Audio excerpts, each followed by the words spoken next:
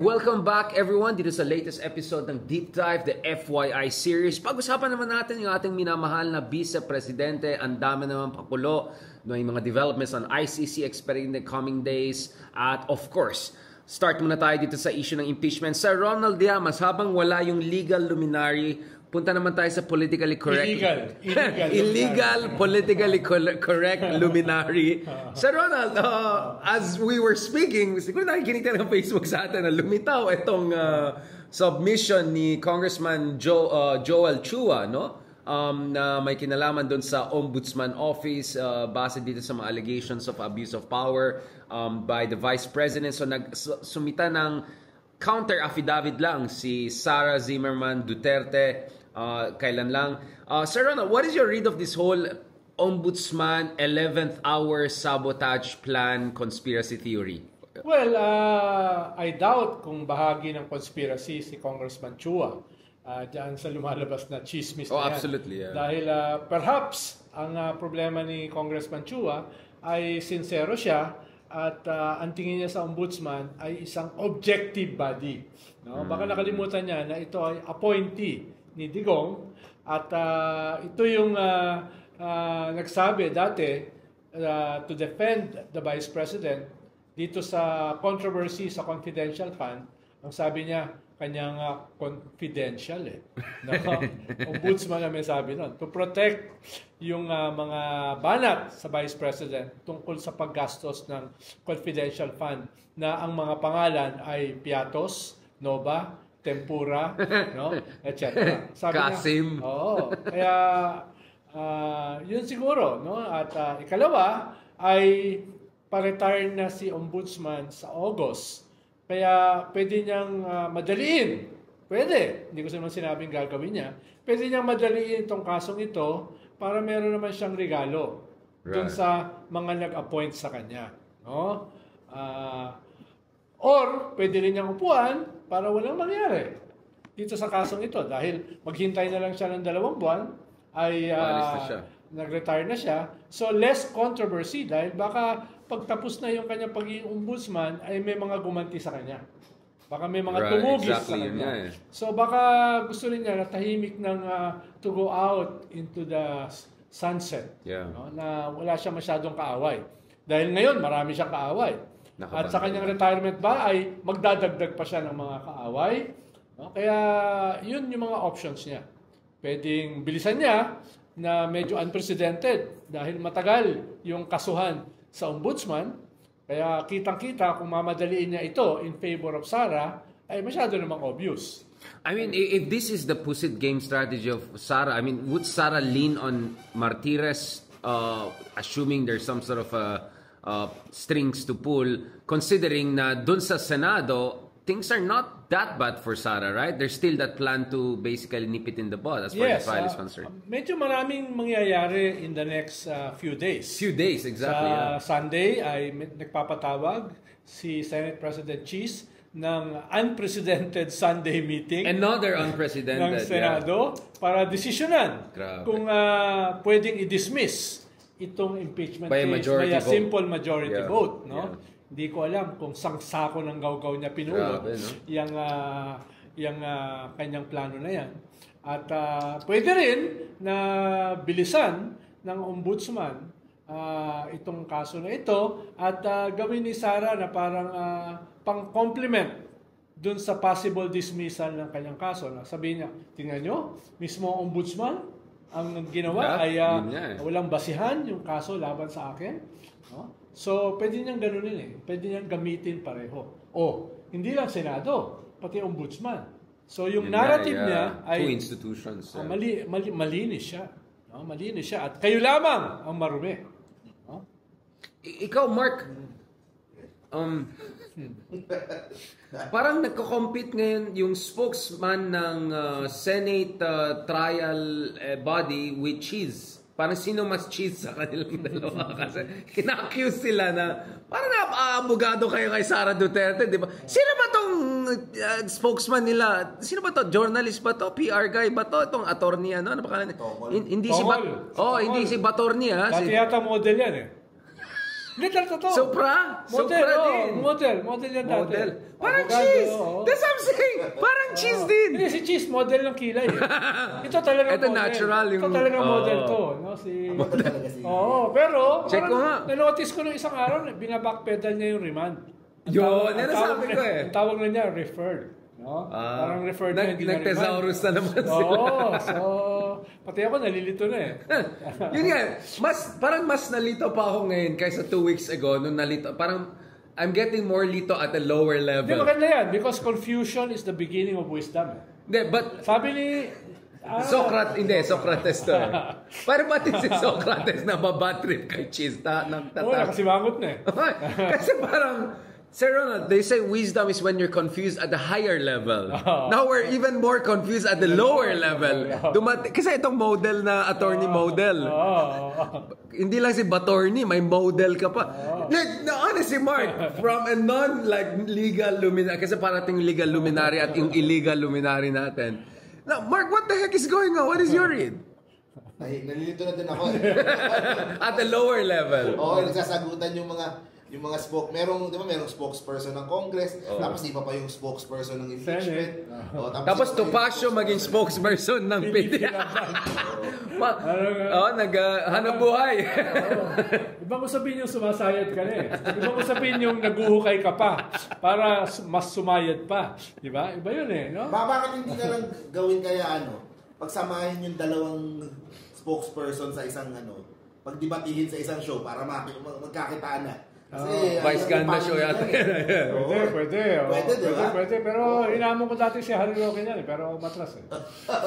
Medyo pugante kasi si Ronald. Hindi na siya makauwi. Dati nandito pa siya. Bully daw ako. Kasi ikaw may bullet Parang matapang ko sa si Bukoy eh. Si Bukoy kasi yun eh. Kasaway. Litigator na veteran yun. Big time yun. Hindi siya model. Baka KFC better. KFC Philippines. Siyempre, di pa matalo doon. Si Hillary ang kadi model to. Model. Parang Natural kilay.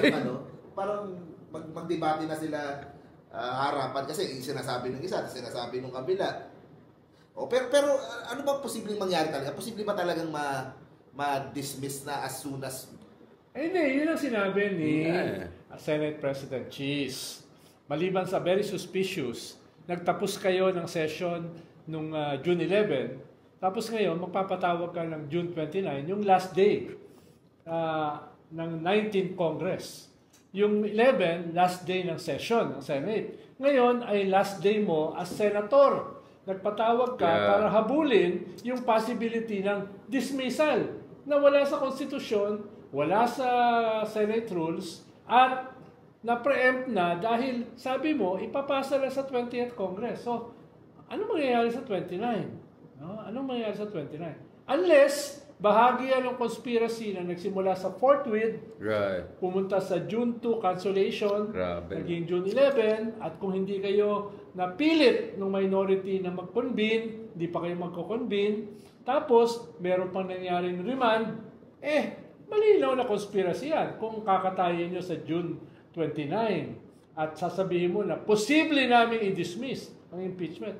Anong posible? Sa ating konstitusyon, imposible dapat yun. Yung sinasabi mo na all-powerful ang Senado, ano kayo, diktador?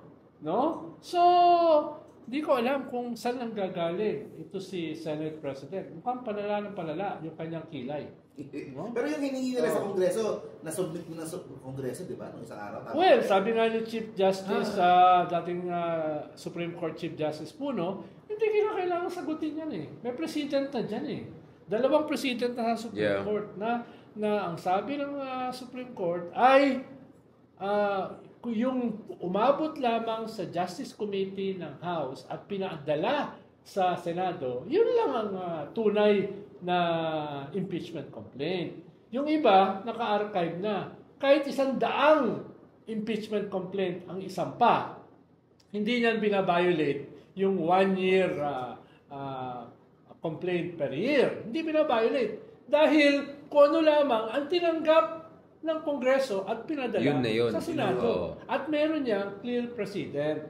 Hindi mo kailangan maging abogado para maunawaan yon. Ito mga abogado No? Kaya malinaw, nilalaro lang tayo, Mark. Hindi ba umiinit ang ulo mo? Ako kasi umiinit ang ulo ko No, honestly, I mean, are we heading towards a constitutional crisis na naman or some sort of Well, bilanggit yan nung spokesperson ng Senate, si Model, no? Si Tanggol, no? Na papunta lang constitutional crisis. Kung hindi daw sasagutin ng House yung remand. House na naman may Pero nung pin-down ko siya doon sa salita niyang constitutional crisis, binawi niya. Binawi niya. Hindi ganun ka-light ang constitutional crisis. No? Pag sinabi mong constitutional crisis, may ibig sabihin yan. No? Ngayon, nag-soften na sila. Hindi naman siya remand, referral lang. No? Which means na hindi pupunta sa constitutional crisis just in case hindi sinagot ng House. Pero gumawa na ng resolution ng House more than a week ago, na parang sinasabi nila, constitutional at saka legal yung aming ginawa sa impeachment na nirefer namin sa Senate. Whether yan ay kinakailangan i-transmit bilang sagot sa remand is another thing.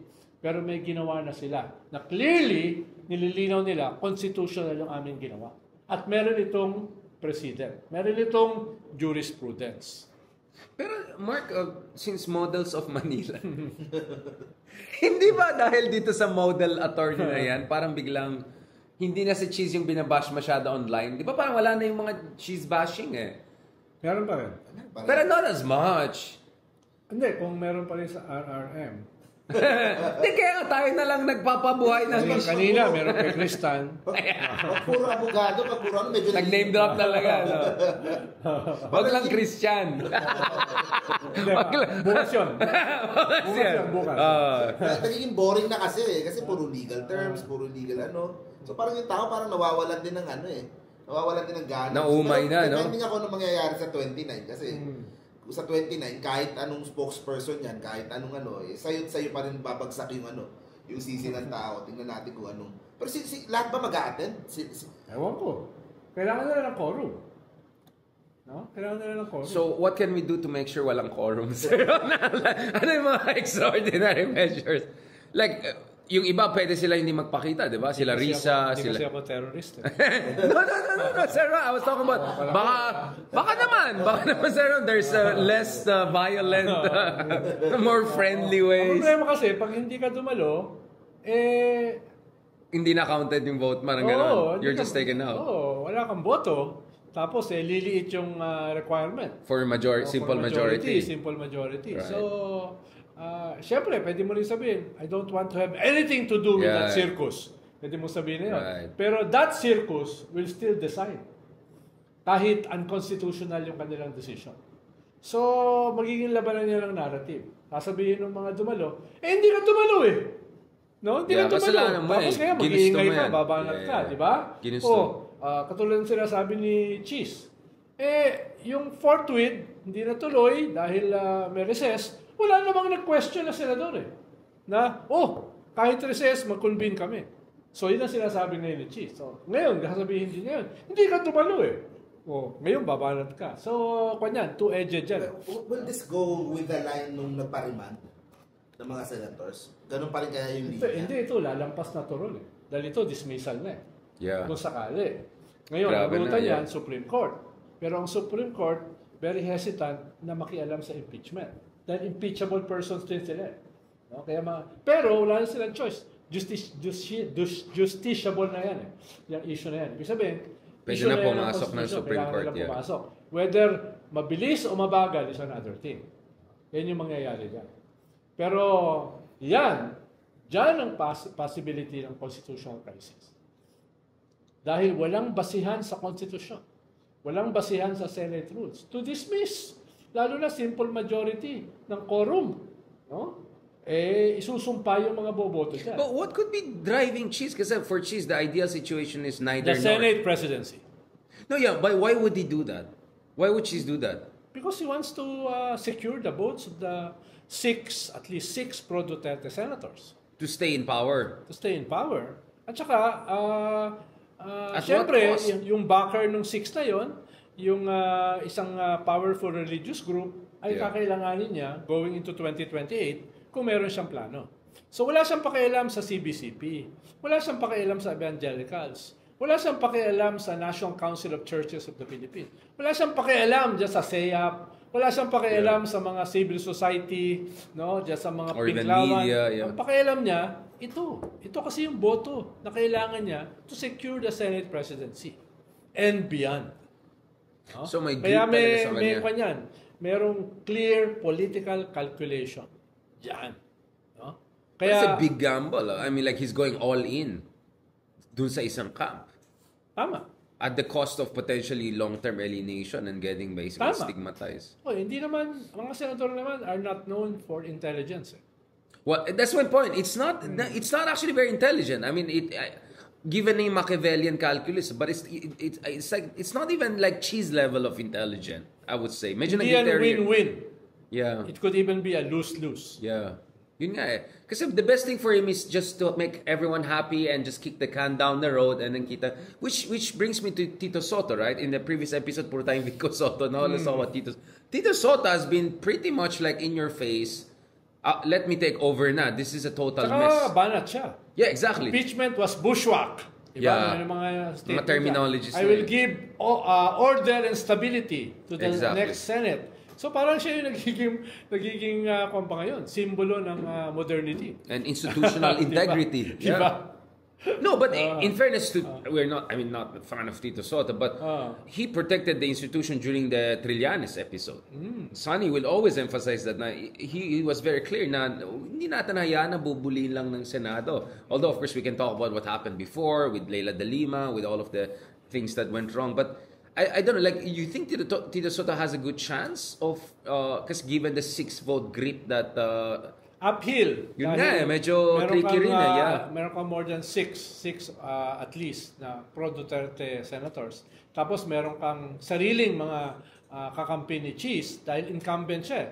Ibig sabihin, pag incumbent Senate President ka, yung mga chairmanship ng committees, yung mga budget dyan, yung mga iba-iba pang mga pondo, sa GAA, ay at your disposal. Yeah. So, ibig sabihin, meron din siyang more than 6 na alaga na solido para sa kanya. So, more or less, masesecure niya yung Senate presidency.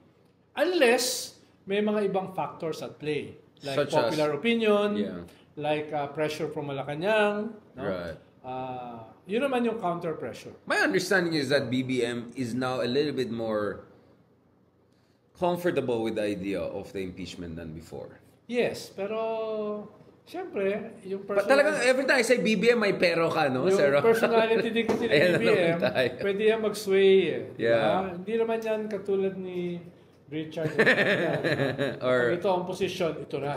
No, ganyan. Kami kasi ni BBM, kami, very flexible. Si Mark yung pinakamabait sa atin. Para kaming bamboo swing with the wind, no? Yung ganyan. Bam, as in bam. Okay. Akala ko may ano. Sir Ronald, going back to bamboo, going back to these alignments within the Senate before you leave us for more important and greater things. No, Sir Ronald, so what are the scenarios we're looking at in terms of Senate now if by Sunday hindi mangyari If I were the Duterte, I will do anything para hindi masimulan yung impeachment.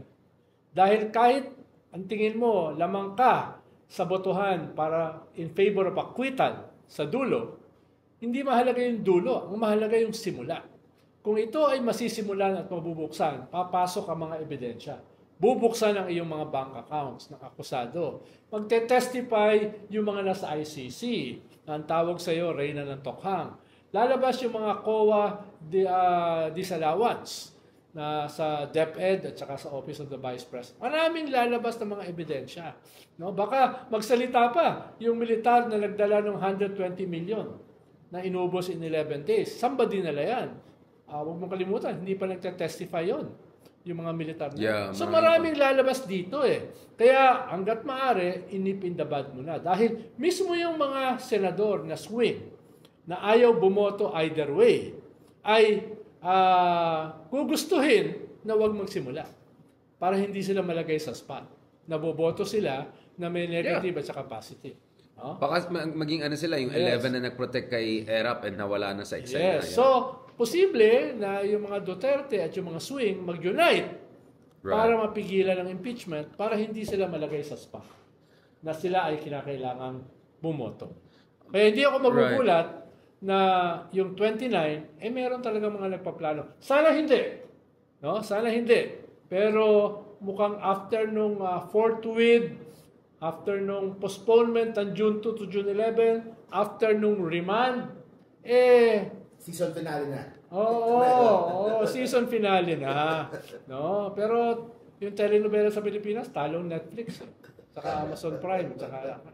And last point, I mean, what about the Tulfos? What is your read of Tulfos? Because some people were wondering, like, why did Raffy Tulfo vote along certain lines? Some were saying hindi siya komportable parang with the vote he made. And then at the same time, you have Erwin Tulfo also strongly pushing for the trial to happen. Tingin ko, yung mga Tulfo, mga kanyan at this point, sila ay mga independent pero pro-administration. So, they won't go against City Hall. Right. No? Kaya, ang crucial sa mga Tulfo ay, ano ba ang desisyon ng Malacanang dito? Sa dulo, yun yung kanilang ifa-factor in. No? Ifa-factor in. Perhaps, dun sa nangyari nung June 10, ang pag-factor in nila ay ito ang gusto ng Malacanang. Pero sabi mo nga, nagbabago ang posisyon ng Malacanang. Yeah. No? So ngayon, ano ba ang posisyon ng Malacanang? I think the Tulfos ay mas doon yung pagkiling. No? At siyempre, incumbent din naman si Raffy Tulfo, ay nagde-defer siya sa Senate President. No? Pero all that can change overnight. No? Ang problema kasi dahil with weak institutions sa Pilipinas, anything can happen. Anything can happen. Yun yung manifestation ng ating weakness. Wala namang party lines dito Wala namang political considerations dito or ideological consideration. It's all about political calculation. And last word, sorry, there was a misunderstanding with Justice Garb because I wanted him also on my TV show. I think he had the misunderstanding. So let's also discuss very quickly the ICC aspect of this issue. I don't know, Mark, what is your read dun sa... Kasi yung interim release, parang pinapalabas ng mga Duterte na done and dusted. Apparently, hindi. Kaya sobrang swift yung reaction ng prosecutors. Ikaw, what is your read of public opinion on the interim release issue? Was this something that you think landed with people? You think that this makes the Dutertes look better or look bad? Para sa mga diehard siguro, parang nagbibigay sila ng false hopes para to keep this myth. That's what they will do for the next how many years going to 2028 They will try to look for mga issues na to give hope sa mga tao, para to keep their base energized and ano. Pero kasi parang mas maingay pa yung yung awayan ng mga girls doon sa daig. Parang mas maingay pa yung kaysa dito sa kung saan... Elaborate mo nga, Mark. Ano ibig sabihin mong away ng mga girls sa daig? Parang hindi ko alam, Sir Ronald. I look completely... On one side, sila Sarah, plus yung isang very close girlfriend, na dating media, makakampi. At on the other side, sila Hanilet, at yung ibang mga supporters ni Hanilet, nagbubungguan yan. Hindi ko sinasabi na may kinalaman dyan ng mana. No? Hindi ako ganun ka-chismoso. Mas maingay yun pero, kanya very public, very open, at very, sabihin ko sana, very malicious. Very self-interested. Yun yung matindi, di ba, Mark? Pero, kasi may halong yan ang gustong panoorin. Mga telenovela. Unfortunately, Hindi yung mga geopolitical analysis ni Richard Heydarian, no? Pero yung mga sayaw ni Heydarian na budot. But speaking of this, no, I mean, I think mas matindi yung sinabi ni Sarah na hindi niya kailangan ng taxpayers' money sa kanyang mga travels. Saan galing pera, Sir Ronald, if not... dahil sabi ni Ombudsman Martires, hindi pwedeng ilabas ang SALN mo hanggat walang permiso mo, which defeats the purpose of a SALN, hindi natin malalaman yan. Unless mag-proceed na yung impeachment o yung criminal cases laban sa kanya. Pwede nang buksan ang SALN. No? Kaya I'm sure hindi niya i-volunteer kung saan nang galing yan at this point. No? Pero questionable yun dahil bumabiyahe ka 4-5 times a month labas ng bansa, may entourage ka na kasama, tutuloy ka sa mga hotel. Yeah. Ang sabi ng tatay mo ay wala siyang pera para bumiyahe from Davao to Manila. Tapos nag-file for indigency sa International Criminal Court. Kaya tumutulong ang ICC ng 40,000 euro a month para sa iyo. Tapos ngayon ay bumiyahe ka all over the place. Hindi mo naman pwedeng sabihin na yan ay galing sa isang kaibigan or pribadong individual. Bawal yun. Super PACs ba yan? Under the Republic Act 6713, bawal yun. Kaya, saan yung galing? Sa iyong sarili? Well, kung consistent naman sa salin mo, walang problema. Pero kung wala sa salin mo yan, kanyan, another RA 6713 violation yan. No? Code of Ethics. Can the next ombudsman do something about it after July? July? Of course. Pwede yung salin, pwede na niyang ano. Oo, pwedeng baguhin ng ombudsman yung rules na yun. Natingin ko, dapat lang baguhin. Dapat lang baguhin. Si Remulla daw could potentially be the next ombudsman. I mean, what are we hearing so far in terms of ombudsman position? Well, posible. It's a 7-year term. Yeah. No? 7-year term yan. Pero marami pang gawain ang DOJ at this point. Yeah. Nakasabi lang niya nitong past 2 days that they will start coordinating with the ICC. Yeah, for the witnesses. At tutulungan nila yung mga ICC sa witness protection at the least. Yeah. Possible ay even financial support. No? So, kung ganyan yung iyong Secretary of Justice, marami yan trabaho. No? At itong ombudsman kasi in just 2 months. Pero at the same time, kukuha ng ombudsman ang mga Marcoses na totally loyal sa kanila. Meaning not go after their own... Wala akong sinasabing gano'n, no? Pero in the real world... Wala tayong sinasabi. No? Yeah. Well, theoretically, ang i-appoint ng ombudsman, yung very objective, beautiful, and objective, no? But in the real world, it's about loyalty, no? May mga lumilitaw ba na pangalan, Sir Ronald?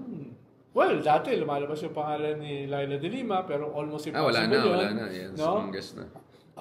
Hindi ko alam. Hindi ko alam kung sino yung loyal sa kanila. Problema kung sino ang Marcoses, matagal silang nawala. Yung mga loyal sa Marcoses ay either patay na o sobrang tanda na at ang natitira na lamang ay si Gadon. In fairness kay Gadon for loyalty, no? I'll give that to Gadon, no? Pero kung ikaw ba, Presidente, nalagay mo ba yung as ombudsman? Well, he endorsed BAM, right? Si Gadon and Kiko. So maybe he's evolving and improving and all of that.